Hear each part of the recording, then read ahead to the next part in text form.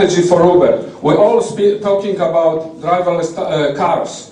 They already being on the road. They're trying them up, but the reality is that they will come in about probably 20-25 years. I'm not giving up my driving, my private vehicle.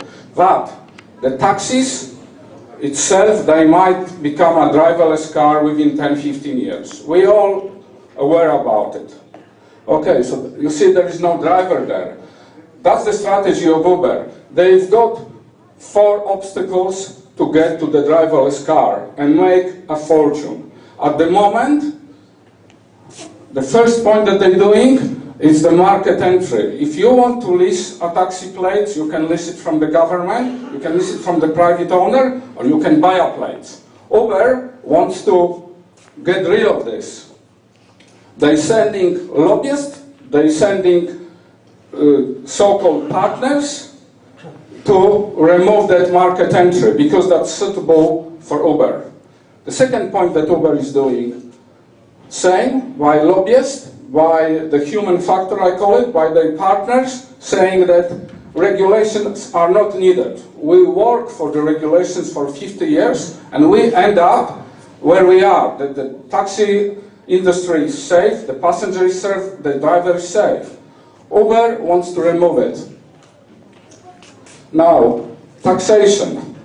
Exactly the same. Uber doesn't want to pay a penny, and it's been proven that they pay peanuts for the job that they're doing. So, once again, they're trying to eliminate net taxation. And the last point that they're going to eliminate is the human factor. Those people who believe that they are partners, in 10-15 years' time, they will be thrown to the rubbish bin. But at the moment, they're still lobbying for Uber. Once we get to this point, Uber is taking 20%, drivers are taking 80%. So when we get driverless cars, Uber will eliminate them as well.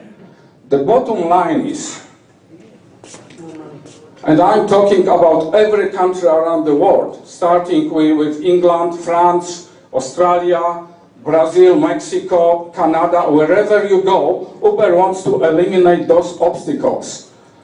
If they do that, they will have free market entry, they will have no regulations, they will pay no taxation or very little taxation, they will get rid of human factor.